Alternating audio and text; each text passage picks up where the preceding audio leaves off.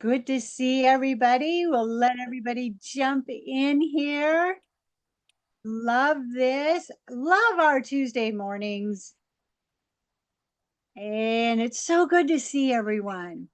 So we're going to give it a minute. I know a lot of you are here for our guest speaker, but we are all about networking. Hi, Parker. How are you? Good to see you. Hi, Awesome. Jesse. Hi, Siobhan. Hi, how are you? Awesome. So does anybody have any great drone story? Hey, Sharon. Hi, Sharon. Good to see you too.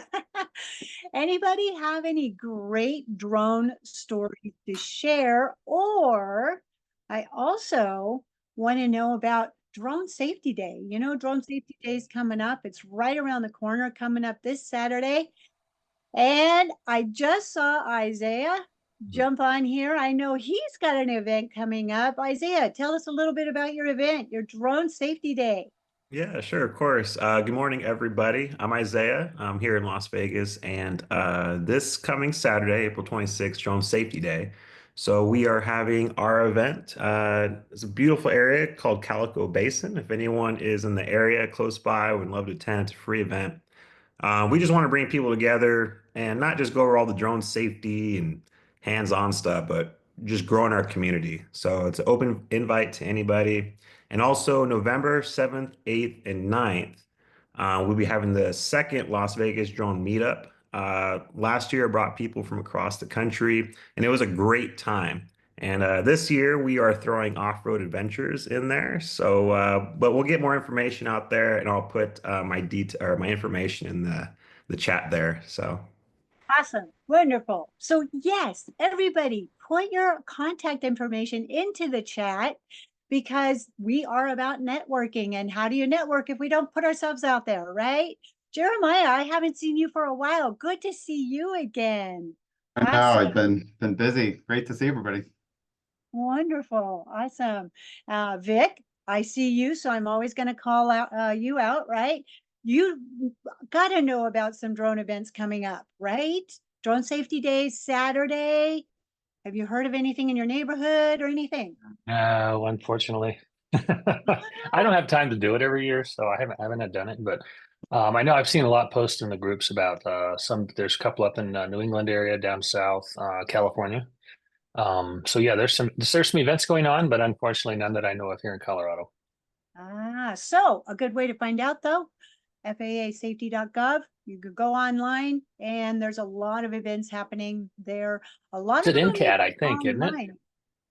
Yes, NCAT, you can find them there as well. Okay. Yes.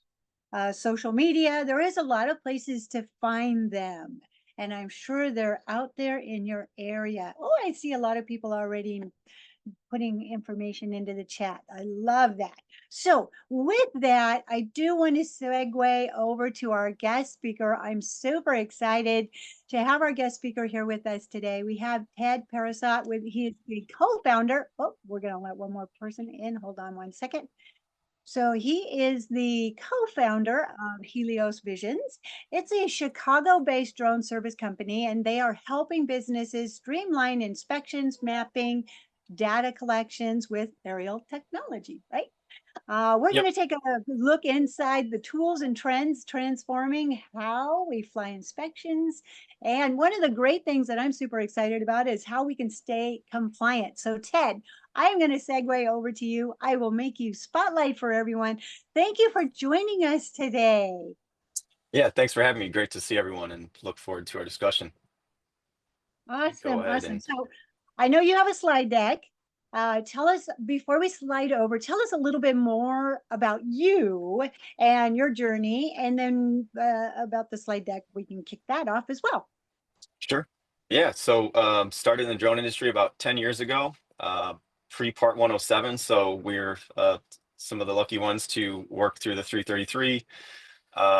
And then when the Part 107 came along, we were just ready to hit the ground running. And it's really been incredible just seeing the evolution of the industry from just only 10 years till today.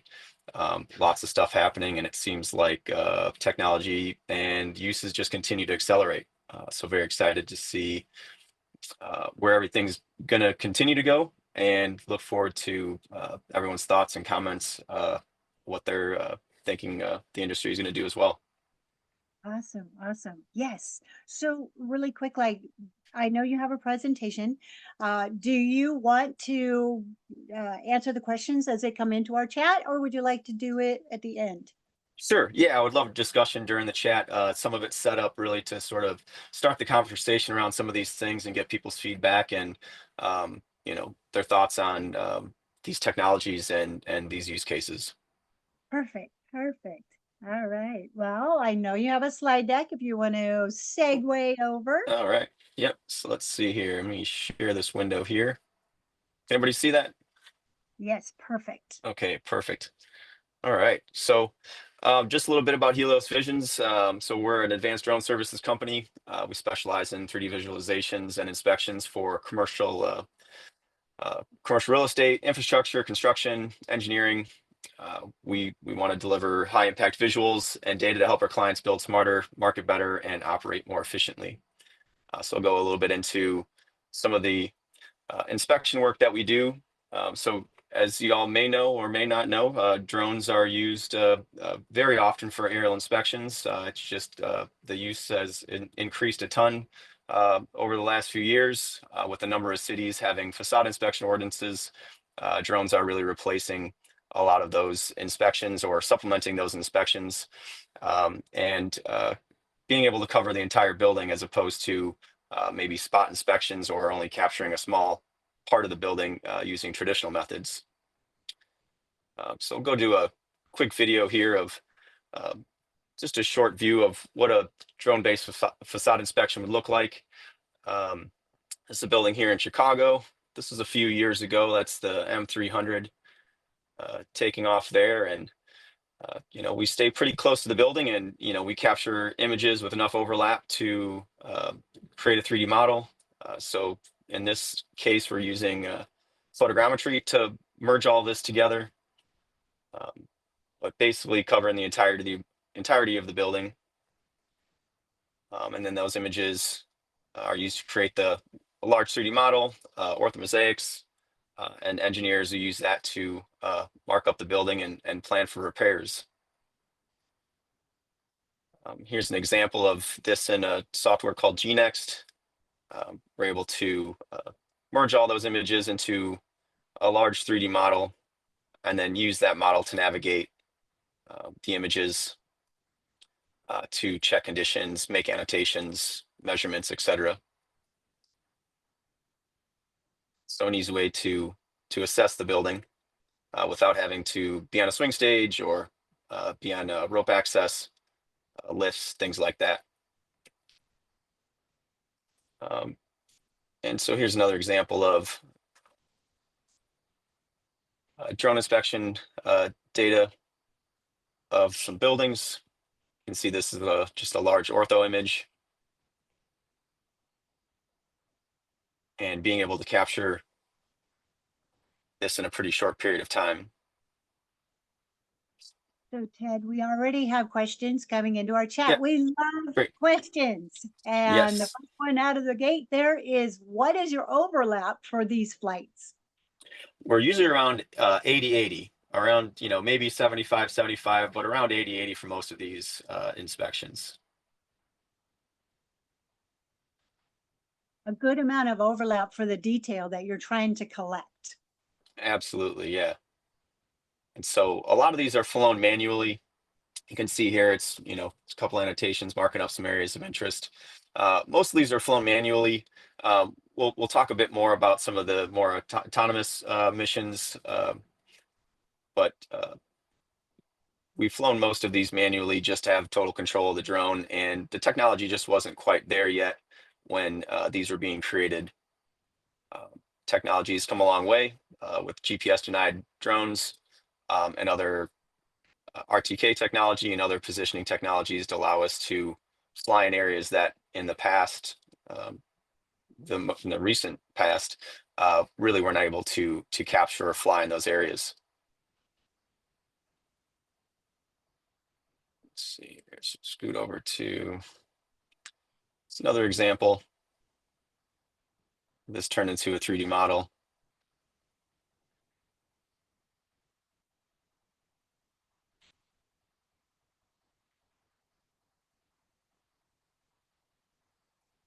scoot over to. This is a pacing through the images here. You can see as it follows along in the 3D model. So there's just some examples of drones being used for these high-rise facade inspections. Here you'll see some of where the camera positions were at and some of the flight lines.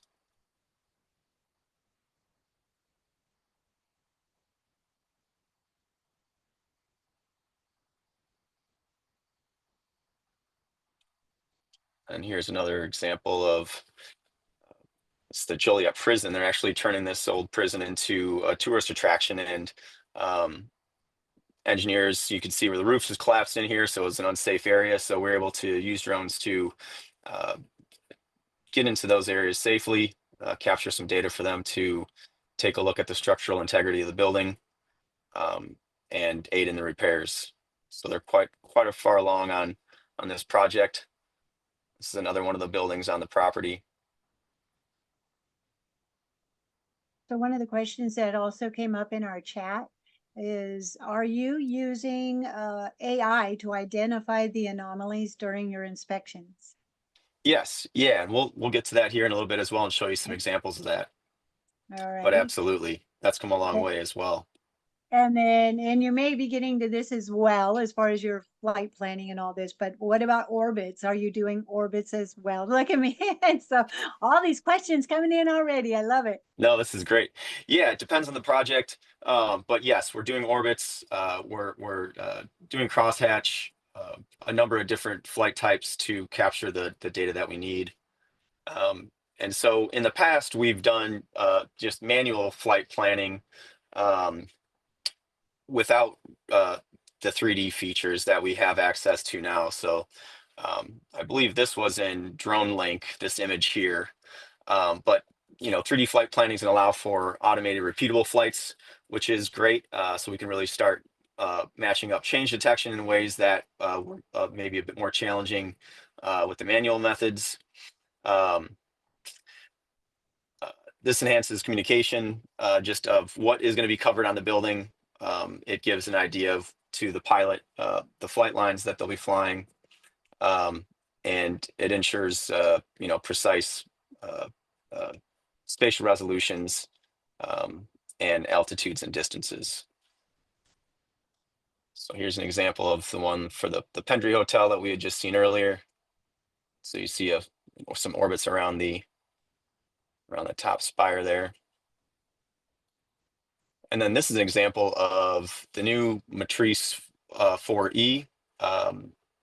The flight planning in there is pretty incredible as well. We're still testing the actual execution of the flight in some of these tight corridors, like buildings that are close to each other. But it's a really great tool for estimating times, number of images, and a lot of that stuff as well that we need to know before we're conducting the mission. So this is just a sample first one that we've done with the M4E in terms of the advanced 3D scan or advanced 3D capture, I believe it's called, of a small baseball field here in Chicago. You can see that it does a pre-flight to identify the structure, and then it'll be able to go in and use that data to do a more precise scan of the building. You can see some of the images being captured there.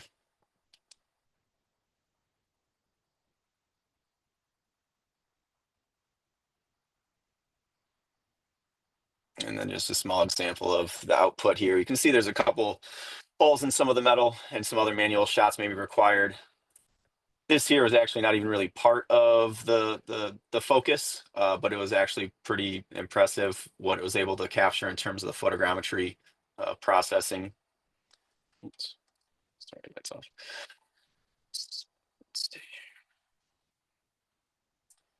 off. And then we'll talk a little bit about LiDAR. So LiDAR on drones, very exciting stuff. A lot of it has been more based on capturing ground. We've also started testing LiDAR on buildings, particularly glass buildings. This is a pretty iconic building in Chicago. And this was shot with the L2. So there was some time there that we needed to calibrate, but it was we had a lot more flight time between calibrations than on the L1. And so this building was just about the size that we were able to capture what we needed to capture in between calibrations. So we do This have a couple here. more questions if you want Yeah. to address them. All righty. Yeah, Okay. please. Do you use the Matrice series drones, or can you use something like the Mavic 3 Enterprise series to trigger spaces? Tougher, sorry. Oh, there we go. So when you're in those tight spaces, are you able to use the Mavic 3 Enterprise? We are using the Mavic 4 for that. The Mavic 3 has pretty okay obstacle avoidance in those conditions, but the M4 certainly has better visual navigation. And now they have an attachment, a LiDAR attachment on that drone, which we have yet to test, but in theory, it's supposed to identify wires and things like that. I think it's made for substation inspections. And so we do intend on using that device for the building inspections to give us better navigation in those tight areas. And can you tell us if that's a mechanical shutter? Yes, I believe so. Okay. Yes, the M4E is made for mapping and photogrammetry and all that good stuff. Yeah. Okay. Awesome. Charles had said, are you seeing the size get smaller and the prices dropping with LiDAR? 100%. Yeah, this has really Yeah. allowed us. I agree 100%. It's really great to see. We've been waiting a long time for this. In the past, I think, we've had like the Regal devices and things, which some were as large as a table, it seemed. And now these things are shrinking down. So not only we're able to carry it on drones that are not as large, but also the price point is a lot more affordable as well. So projects that it was once maybe not suited for because of the cost, we're able to start using LiDAR on projects that uh, uh, that that are not as large of a project. Both good news. Yes, no, it's great to see things are moving fast. So this here is a test. This was using the L1 a number of years ago, and so it's a little noisy, but for the size of this structure and the data we were able to capture in this test flight, we were pretty impressed with the LiDAR on the drone to capture something of this scale. Certainly other tools can be used to capture this stuff, but yeah, you can see here a little gap here, and some of that was just the flight itself. But pretty impressive with what we're able to do now with some of these LiDAR sensors.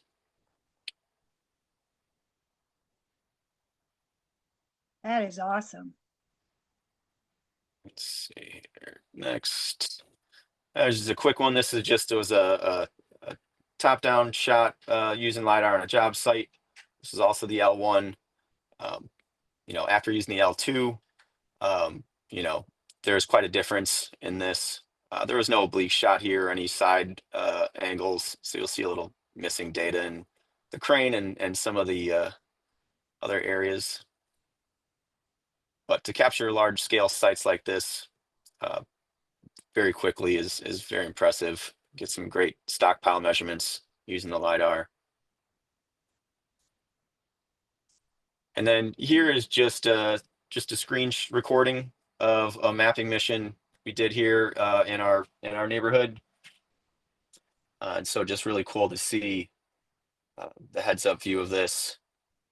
You've got the bottom left here, you've got the route. And then on the right here, we've got the FPV view. So we'll switch over to that here in a little bit. But you can see the LiDAR capturing the data as we go.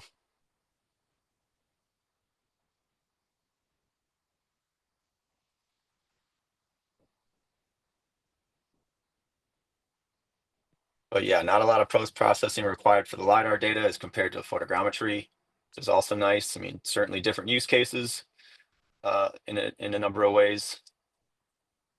But Yeah, you'll see here, it's the RGB view.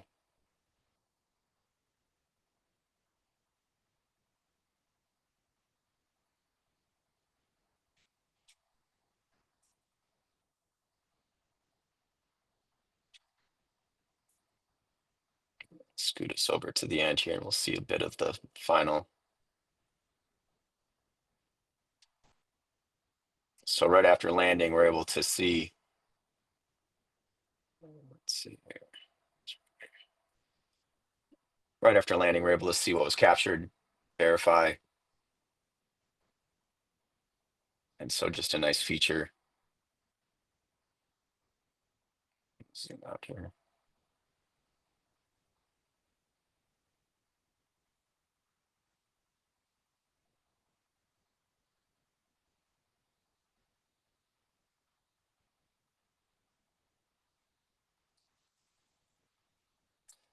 And then, yeah, going to jump to a bit of the AI analysis of drone data.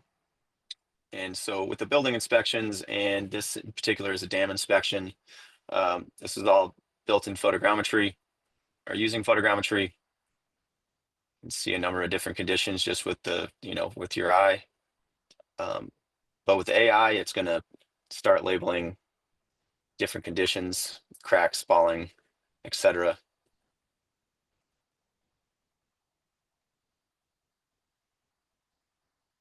And then this also getting bounced out to CAD, which is extremely helpful as well. So when you're talking about the AI aspect of the software, is that portions that you've trained it to identify, or has that been a component of the software already that's already built in? Yep, that's part of the software. We certainly can create custom models, but there's definitely becoming a standard of conditions. Cracking, obviously, exposed rebar, a number of them have just really become standard conditions. So those models are getting trained and just getting better and better as we go. Oh, we love technology. Yeah, AI is touching every part of this, from the flight navigation to the post-processing. It's really incredible to see the application evolve over time. So once you have your footage and this data that you have collected, how about that processing side of it? What type of equipment are you having to use? Because I know LiDAR is really big and bulky. What type of equipment are you using in that aspect? Yeah, it's a big workstation computer, basically a gaming computer, large graphics cards, multiple graphics cards. So the in-house workstation is pretty heavy duty. We do offload a lot of this stuff to the cloud processing software. So it depends on the project, it depends on the client, on which software or which process we'll end up using. But yeah, lots of storage and lots of processing power. Awesome. Awesome. Couple more questions in our chat if you want to take those. All right. Yeah. We've got, can the AI identify new changes since the last model? Yes, absolutely. And that's the beauty of some of this stuff too, is really starting to see the change detection over time. So there's certainly a ton of value in a single flight and just getting conditions from that. But the real value starts to come when you're doing multiple flights and start identifying this change over time. So, we can, in theory, the engineers may think that a certain crack will grow at a certain rate. They may be right or they may be off a little bit. And so the change detection can really capture that in a way that if the AI identifies that this particular crack has grown more than they expected, they're able to get ahead of this stuff and make decisions that will save them time and money in the long run, as opposed That's a to, selling point. yeah, big time. Yeah, yeah, right there. Do you have to go back through and double check any of that processing from the AI side of things? Oh, absolutely. Yes. I mean, it's really just a co-pilot, as they say, with a lot of this stuff. We really can't fully rely on it, and it's really an assistant to help speed up the process of annotating these things. So there's certainly going to be some false positives, false negatives, but I think that's going to start, uh, you know, getting better and better over time. Awesome, awesome. There's a question in our chat. What software is on the screen right now? This one, I think this is CAD here.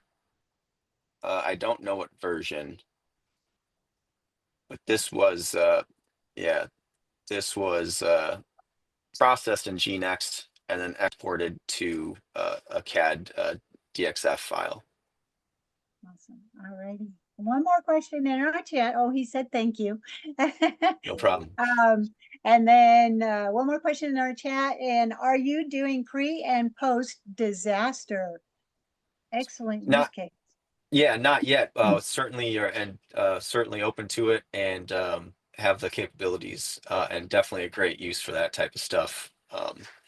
We would visit with a number of different organizations talking about just pre-mapping and data collection before disasters happened was big for insurance. A number of other folks uses. So not only just after the disaster, but pre-disaster as well. So I know we've had a lot of questions coming up into our chat, but I want to take a minute really quick, like just to thank all the viewers that are on social media platform as well. And if questions are coming in from that social media, we aren't able to see them. So we will definitely address those later and get back to you because we do want to hear your questions and answer those as well. So just a quick note there before we segue on. Thank you, Ted, for that moment I Yep. could share. Yeah, awesome. Glad to have everybody here.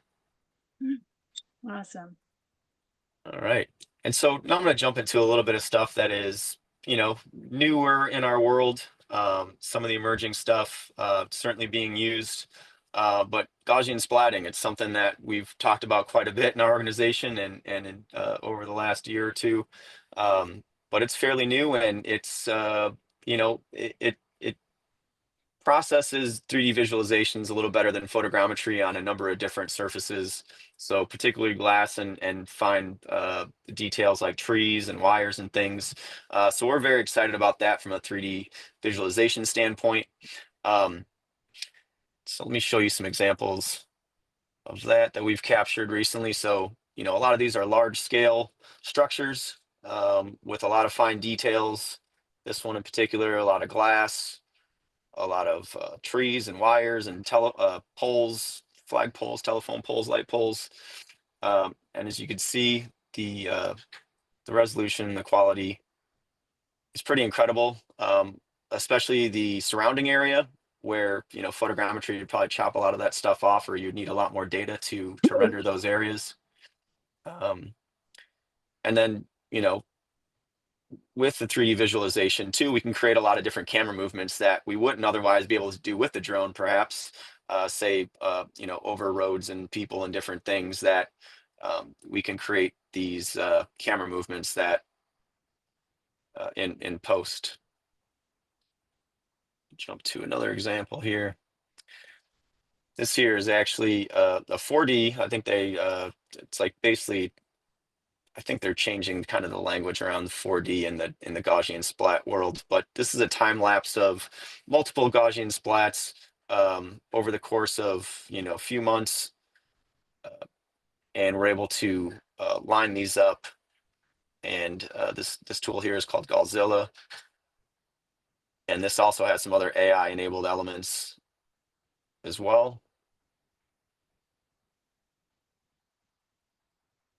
But we're able to capture, process, and merge these all together in a relatively short period of time compared to other photogrammetry methods. So a question in our chat came up again, a couple more. Good time to ask them if it's okay. Yep. With the new technology, what is the cost compared to previous programs? Let's see. So there are definitely free open source tools for Gaussian splat processing, which is awesome. There are a number of web viewers as well. And so the cost for this, sorry, the slide keeps going off. The cost for this has definitely dropped, and it's a lot easier for people to get involved in this than maybe photogrammetry as well, just from a capture standpoint and from a software standpoint. For some people that may not be familiar with the Gaussian splatting, can you explain what that is? Yes, so it's using AI to create 3D representations of the area that you captured. So we are typically using video on these actually. So we're flying video, we're extracting images and processing that into the 3D models. We also use images, but video really covers a lot of the area that we need. Awesome, awesome. So I think you're about to share this in the future here on your slide deck, but do you use any VR viewing technology? We don't, but I mean, yeah, Unity and a number of other gaming tools I think are being used. I personally haven't used a lot of the headset stuff, but it definitely works within those environments. Okay, awesome. What is the accuracy of the measurements in this perspective? Yeah, so early on, this was just a visual representation, a pretty picture, essentially. Now there's techniques that people are pioneering to actually use control points and actually have accurate visualizations of the Gaussian splats, which is exciting. Because pretty picture is a pretty picture, but if we can pull accurate data from these, even better. So I think there's a number of tools out there now too that are combining LiDAR and the Gaussian splat technology. So we're sort of skipping the photogrammetry piece for the geometries and basically using a LiDAR point cloud and then texturing it with the Gaussian splat, which is very exciting as well. Awesome. Good questions in the chat. I love this. Keep the questions coming. John asked the next one, which was definitely one of my questions as well. Tell us a little bit about your workflow as far as like using the software from the UAV to the client deliverable. If you could share a little bit of that. Yeah, definitely. So there's a few different ways to go about it depending what you're trying to do. So a lot of times we'll end up with the final output just being a video, an animated video, but also you can view these in web viewers. So we start with the data collection. Similar to photogrammetry, you do need to overlap and need to cover, a sufficient amount of area of the subject. And then we bring that data into, so if it's a video, we'll extract the frames. And or bring it into a software called PostShot is one of them that we use often. And I believe there's a frame extractor in there. And then that's processed. And then we'll bring that into a web viewer and or we'll do animations within PostShot. Bring it into Godzilla is another tool for viewing. Super Splat, I think, is the name of another one. I think that's the open source viewer. Pretty cool. And let's see, trying to think of any other ones, but yeah, there's a few open source tools out there. So what's that? I should have been writing those down. I was trying to keep up with you and find their links, but yeah, we'll drop some links in the chat a little later and get everybody caught up on some of those, but definitely some cool tools to explore. More and more coming out. I know that they're bringing these in again into like Unreal Engine and different gaming tools to merge this data with other architectural renderings. So I'll show you an example here of something that we did. Let's see here. So here's just the example of the splat itself. It's a building in Fulton Market. You see the nice reflections. It's capturing the pool. They're seeing some light poles, etc. And so what we did was we brought in this into an Autodesk software. And my partner ended up dropping in this building here in the middle is just a 3D rendering. And so we're able to just show that we're able to bring in Gaussian splats into these tools. And the really cool part is you can see the reflection of the Gaussian splat building on the rendered building. So that's a very cool advance that we've been able to work with that we're very excited about. Wow. Very impressive.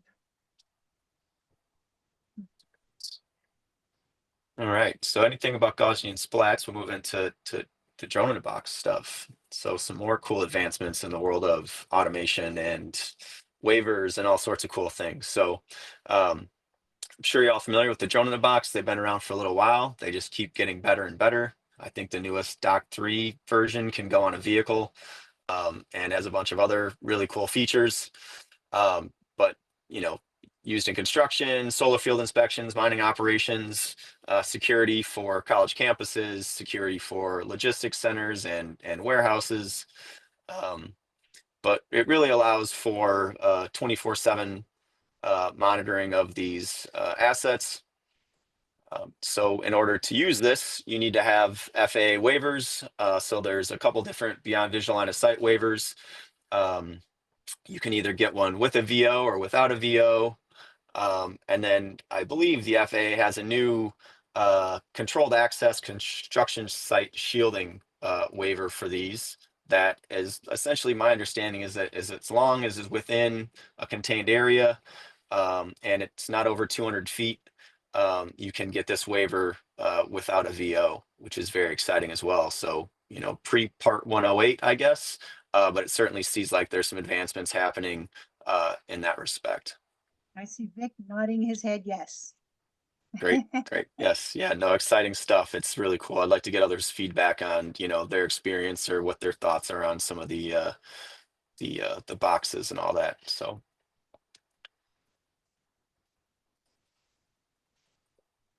But yeah, the idea of being able to manage a number of boxes, you know, and not having to worry about your location and managing boxes from afar is just a very exciting thing.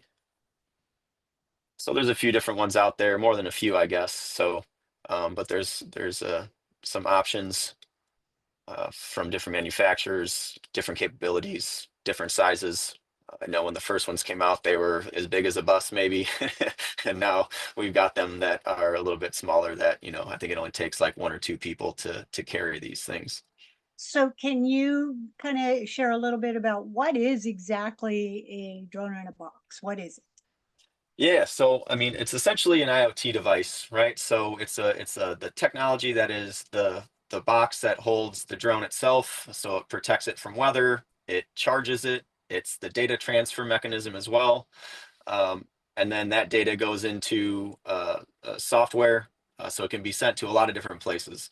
And I guess there's a lot of custom development that can be done on these things. We're still exploring all of that, but it's very exciting. Awesome. Awesome. If anybody has any other questions about the drone in a box, feel free to put them into our chat as well. Awesome. Okay, and then let's see. Well, yeah, here's just a quick view of what it looks like opening up. Pretty cool. And then something I just became aware of, let's see,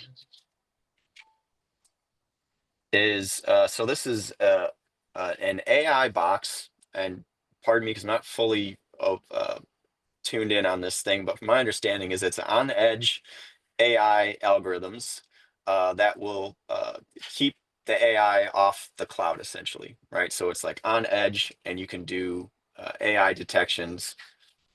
I'll just play the video so you can see it a little bit here.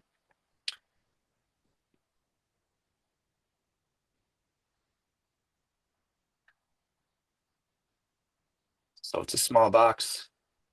You can load in custom models. But just the fact that we're moving from post-processing AI to doing AI on the edge is an extremely awesome advancement. And I'd imagine more and more of this stuff will be coming out, if not already out. And so a lot of this stuff has to do with security and keeping that data offline, but also just being able to using it immediately. So again, not having to post-process.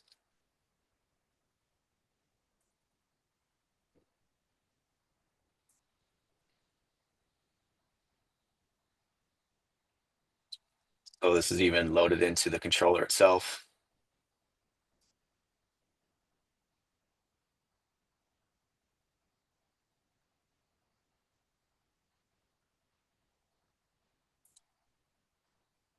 So pretty cool stuff. Plugs right into the dock.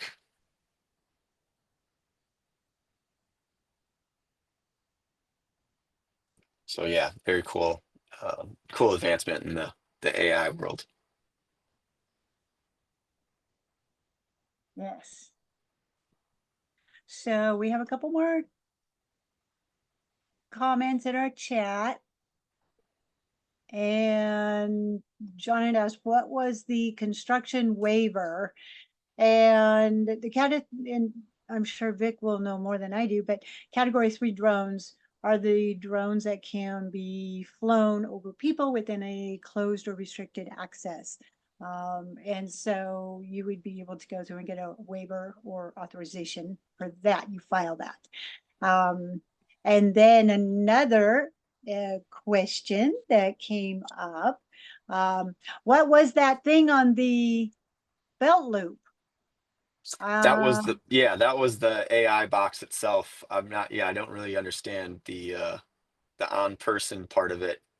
Maybe there's some Wi-Fi connection or something like that, but definitely need to look more into that one. Awesome. I love the comments and questions in our chat. Keep them going, although we only have 20 minutes left. Awesome. Cool. So yeah, next sort of big thing that I think is growing at a rapid pace is drone cleaning, or using drones for cleaning buildings, cleaning solar panels, all sorts of stuff. So, definitely emerging market. The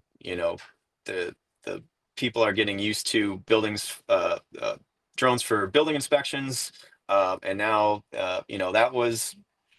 it took them a little bit to understand if you're not in this world, but drone cleaning, pretty straightforward, right? Everybody can understand what drone cleaning ends up being, but there's just so many applications for this, just very exciting. Here's a couple videos of that. So right now, I think most of them can go to about, I don't know, 15 or 20 stories, I believe. I heard some folks are using lifts to get them a little more altitude. But I know that there's some advancements happening where they're looking at 20 to 50-story buildings here at some point. So that'd be very exciting to capture a lot more assets that way. But similar with the facade inspections using drones, this is just a lot faster and safer than their traditional ways of doing this. And I'm hearing more and more about the cleaning. You see it happening quite a bit now. And in our chat, we also have Vic did put actually a link in there for the category 3, the regs in there. And then another question, wondering the impact of your business if DJI drones become on the covered list and no new drones are allowed to be brought into the country at some point.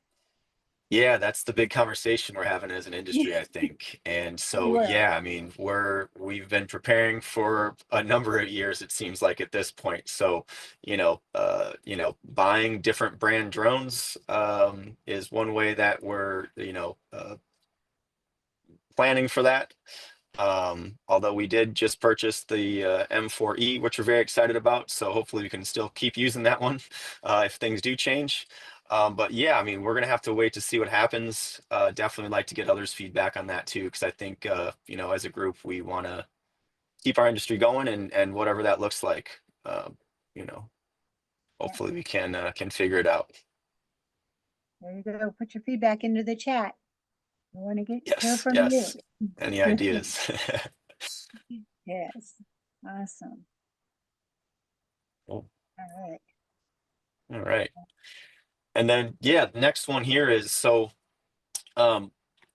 managing FAA compliance is a challenge for many operators, right? So we've got airspace that we're dealing with, different waivers that are required for different operations. Rules are changing quickly. Sometimes you just find out when you're trying to contact the FAA, and you find out that way, or you'll find out in the news. And just keeping up with this stuff is a challenge in itself, but we must remain compliant. And we believe that there may be a better way to manage compliance and document that compliance, because documentation, I think, is very important, especially in our world today where things are just getting more advanced. And you know, you really want to be able to defend your operations. And so, uh, you know, we have to go to a number of different places to manage our mission, different web portals and different tools, different softwares. And so what we're building is an AI-powered Part 107 compliance copilot, and we want your input. Is this something that you think is needed? Do you think would be helpful? You know, this is going to be trained on different FAA documentation, waivers, compliance workflows. It's designed to help pilots, enterprise teams, just to simplify, verify, and document their compliance with Part 107 regulations for every mission. We're currently in development, and we just want to hear from you. Is this a challenge that you face? Would a tool like this help you or your team? What would make this tool most useful to you? All right, so go ahead. Will this be a helpful tool to you? Having ways to be compliant, things that just pop up and remind you of certain things. Well, we've already got some yes into our chat going on. Nice. And then trying to keep up with things. Yes, most definitely. Getting a little bit more feedback. It's coming in so fast, I'm having a hard time scrolling at this point. One of the things that I did see in here that I think Vic had posted was backing up to the 107.29. Why do we still need a daylight waiver? And there are, and Vic knows this, I'm sure he's putting this out to everyone, but there are still certain circumstances that might require, like maybe you need to turn off the anti-collision lights or something. You would have to get authorization for that. So there's opportunities that you would still need to do that. A lot of answering your question for feedback. There's a lot of people that would say, yes, definitely that tool would be very useful. Most definitely. John Wetzel put in there AI trust, but verify. I like that. A Yep. little more comments coming back. Also would be more use of ADS-B only in at 200 feet and below. Interesting. There's a concept I hadn't thought about. And got a couple more yeses in there that they would love to have that. DFR waiver just changed and went from 11 months to 1 week. Awesome. Awesome news right there. We love that. Nice. So a lot of good comments coming in. Another one just came in about if there was a way to centralize flight histories. That includes the pre-flight planning plans, the checklist, checking it off, the flight abbreviations, and flight logs. So having a way to go through that. Yep. Sheila said, do you use air data? Pro version has many of these. So it's another option, a little bit different though. Yep. Yeah, air data is a great tool for flight logs and checklists and things like that. Equipment maintenance, battery maintenance, great tool. Awesome, awesome. Vic, you're welcome to, by the way, open up your mics. I'm reading everything, but people are able to open your mics as well. I get it. I'm sorry. Go ahead, Vic. No, Ted, I was wondering, I noticed you do have your 107.29.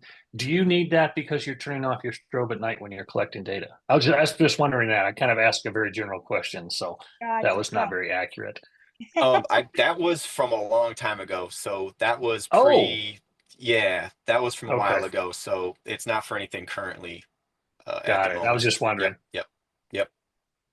Oh, and I answered the general question. I took that and ran, right?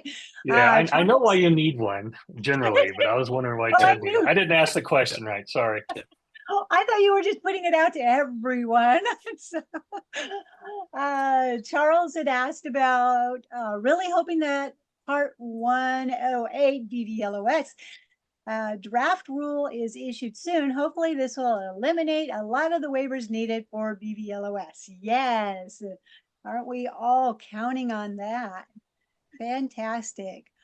And Well, yeah, also hearing about all the potential local ordinances or rules that may be happening around the country. I'm curious to see what's going to happen there. And, you know, it's going to become potentially even more of a challenge than it already is. So even just with the New York, you know, takeoff landing permit and different things that you need, there is a little insight of, you know, what may be to come in other areas. So I don't know if anybody else has the other insight on that, but it definitely interesting piece of news that we need to keep an eye on.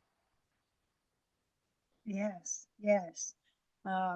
My go-to is always Vic. He keeps me well informed.